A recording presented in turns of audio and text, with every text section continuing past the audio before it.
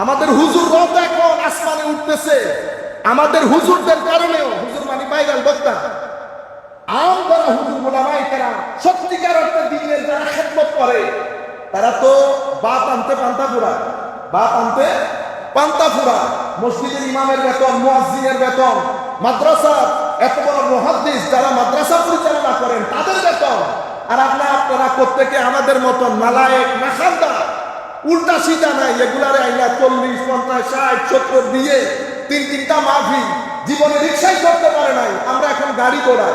আপনার এটার কারণে আমাদের ইউথ ফ্রাস্ট্রেটেড হয়ে গেছে। মাদ্রাসার লেখাপড়া লাঠে উঠেছে, মাদ্রাসার ছেলেরা পড়তে চায় না। তারা রাত দিন ভিডিও দেখে, অমুক শাইখের মতো কথা বলে, কেমনে শাইখ হবে, কেমনে শাইখ হবে, তাদের এই চিন্তা। আপনাদেরও কিছু দোষ আছে। আপনারা চট্টগ্রাম শহর দেখে নাই, সিলেট শহর দেখে নাই, কথার আগামাথা নাই। বক্তব্য এক জিনিস, এলম আরেক জিনিস। বক্তব্য যে কেউ দিতে পারে, আপনিও দিতে পারবেন, এলম আলাদা জিনিস। আমরা আলেমদেরকে মূল্যায়ন করা ছেড়ে দিয়েছি। বক্তাদেরকে মূল্যায়ন করতে গিয়ে তারা ইউথের উপর প্রেসার ক্রিয়েট করছে। কেন? আমার হুজুর রবিউল আউয়াল শরীফের 1 মাসে কোটিপতি হয়ে যায় নাই, এখন সেটা মাদ্রাসার 1000 ছেলের উপর প্রেসার ক্রিয়েট করেছে। মাদ্রাসার ছেলেরা এখন আর করতে চায় না।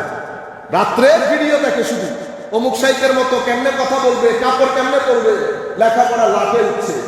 সমাজের এই অসঙ্গতিগুলা আমাদের ছেলেদের মধ্যে ফ্রাস্ট্রেশন এবং ডিপ্রেশনের হার দিন দিন বাড়িয়ে দিচ্ছে। আল্লাহ রাব্বুল আলামিন আমাদেরকে হেফাজত করুন।